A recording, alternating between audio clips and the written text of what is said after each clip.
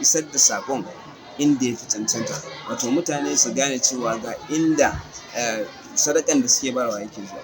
Muna fata ba a mu kaɗai ba, ya zamto cewa a cikin ƙasar nan gabaki ɗaya a ce a samu irin foundation makamancin irin wa'innan, wanda idan aka samar da irin wa'innan zai taimaka wurin rage raɗaɗin halin da ake ciki.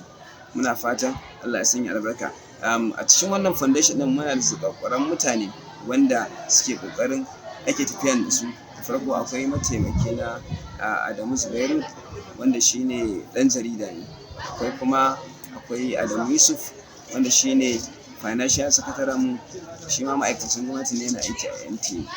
Na biyu kuma akwai sakatare namu Abdullahi Muhammad, wanda shi ma malamin makaranta ne. Bayan su akwai trustee ɗinmu wanda suke ba da gudunmawa sosai. Akwai PRO mu 1 da PRO 2, wa'innan duk muna da su wa'innan tsarin. Muna fatan jama'a za su gamsu da irin wa'innan saƙon da muke isarwa, kuma su taimaka ma wa'innan bayan Allah. Duk abin da aka yi Allah zai ninka shi. Assalamu alaikum wa rahmatullahi wa barakatuh. Rahmanir Rahim. Wala udwana illa ala zalimin. Amma ba'd, assalamu alaikum wa rahmatullahi wa barakatuh.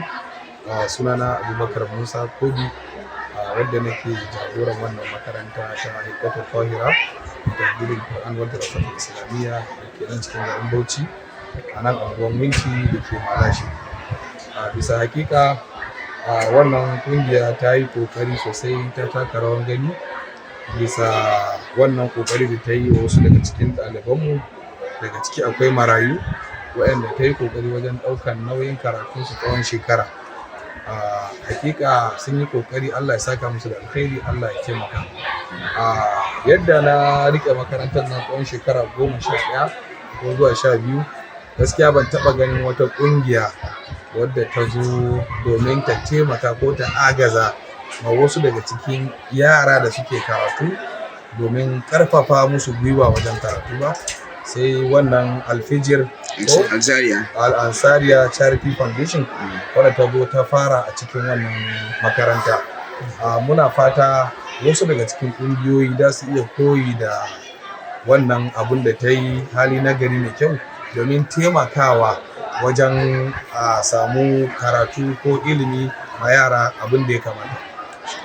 Daga ciki akwai matsaloli da yawa da ke faruwa daga cikin makaranta, mai iya yiwa kuma financially, wadda wasu ƙungiyar da su iya zuwa wajen taimakawa don ya kasance an taimaki al'umma gaba ɗaya ko an taimaki al'ummar musulmai gaba ɗaya. Assalamu alaikum wa rahmatullahi wa barakatuh. Ta taimake ni da abin da nake jinya da shi. Yan jinya ne kake fama da shi ba? Ciwon fitsari. Abin taimakawa da shi ya kai kuɗin sa nawa aka sama? A kasuwa dai sun suka ban jiya ya kai 360. Wani fata kuma kake ma wannan foundation ɗin? Fatan da nake Allah ya ƙara su daga Allah ya taimaka musu, kuma har da rabon wani lokaci su yi mini wani aiki ne.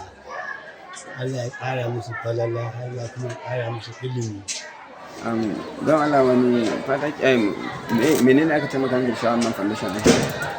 An taimaka min da magani na rashin lafiya da na samu na sauƙan jini. To magani ya kai na naira nawa ne?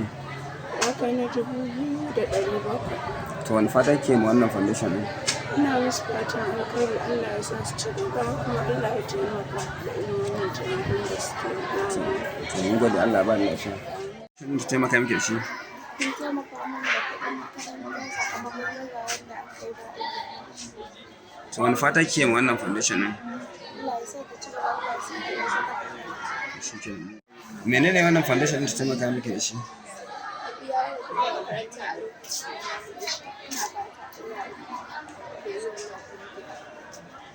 Wani fata ke ma wannan foundation ɗin? Sunana Muhammad Ismail. Ina wakiltar wani bawan Allah ne, yaro, mun ce yara har guda biyu wanda gaskiya ba sa iya biyan kuɗin makaranta, wanda halin sakamakon haka ma suna zaune a gida. Sakamakon zuwan wannan ƙungiya Charity Foundation ta zo ta ɗauki nauyin biyan waɗannan yara kuɗin makaranta. Muna mata fatan alkhairi, ubangiji Allah ya taimaki wannan ƙungiya mai albarka.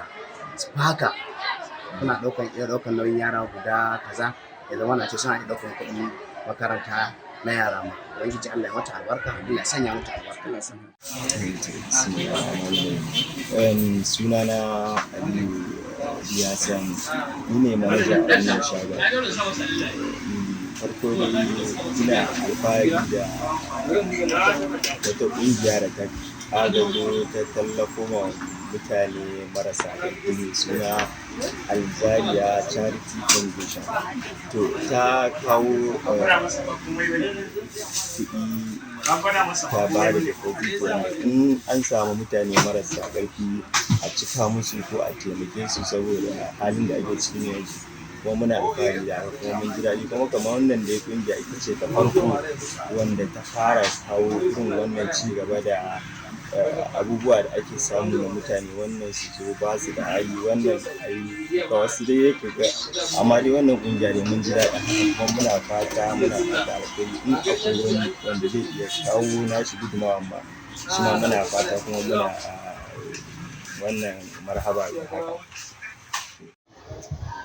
أعوذ بالله السميع العليم من الشيطان الرجيم والصلاة والسلام على رسول الله. السلام عليكم ورحمة الله وبركاته. Magana sunana Abubakar Cikin wanda aka fi sani da Malam Babangida. Ni ne chairman na Aljariya Charity Foundation. Wannan foundation an ƙirƙiri sunanta a ƙarƙashin hadisin manzon Allah sallallahu alaihi wasallam na sadaqatul jariya. Ƙarƙashin haka ne aka zuzurowa da wannan suna don a sanya mu wannan foundation Aljariya Charity Foundation. Ayyukanmu a dunkule ayyuka ne na jin ƙai da kuma ayyukan da ya shafi sadaqatul jariya shine manufan wannan foundation. Kuma muna fatan al'umma su ba da gudunmawarsu da haɗin kai ganin cewa wannan foundation ɗin Allah ya ɗaukaka ta sanadiyyar wasu. Ba wani abu bane manufanmu shine ya za a gina abin da bayan Allah ya ɗauki rayuwar mutum ya zamto cewa abin yana bin shi. Na farko ba mu da wani ƙalubale a yanzu haka. Ƙalubalen shine mutanen da suke ba da sadakokinsu su aminta su gane cewa wa'annan saƙon da suke bayarwa yana zuwa inda ya cancanta.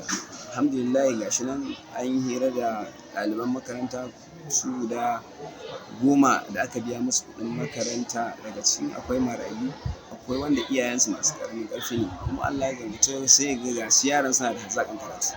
To amma kuma sai zanto ba a iya biyan kuɗin makarantarsu, wasu kuma ma marayu ne, duk dai haka ake karanta. To wannan foundation ɗin ta sa su wannan makaranta mai albarka ta biya ma yara guda 10 daga cikinsu. Bayan haka mun yi ƙoƙari alhamdulillah mun je mun biya kuɗi a wani medicine inda ake ba da magani cewa a biya mu magunguna mu wa'yanda suke da ƙananan ƙarfi, wasu wanda kuɗinsu ya gaza a cika musu, wasu wanda ma ba su da kuɗin saboda su ƙarancin abin da suke ba su da ƙarfi kuma ga jinya ya kama su a biya musu. Daga ciki za ku ga har akwai wani gashi nan an yi da dattijo a ciki, akwai wata baiwan Allah ita mai hawan jini an yi hira da su. Mu wakilai ne na al'umma, da haka muke